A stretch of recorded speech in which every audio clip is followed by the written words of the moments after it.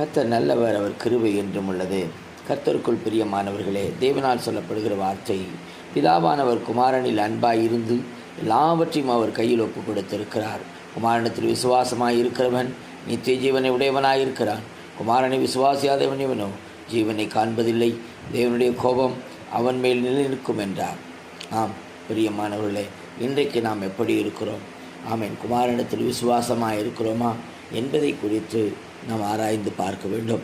விசுவாசம் எப்பொழுது வரும்? நாம் எப்பொழுது வேதத்தை தியானித்து கொண்டிருக்கும் பொழுது. ஆமேன். சோத்திரம், ஹல்லேலூயா. பூரணமான விசுவாசத்தை நாம் பெற்றுக்கொள்ள முடியும். ஆம் பிரியமானவர்களே, கர்த்தருக்குள் அர்ப்பணிங்க. ஆமேன். சோத்திரம், அர்ப்பணித்து குமாரனிடத்தில் விசுவாசமாய் இருங்கள்.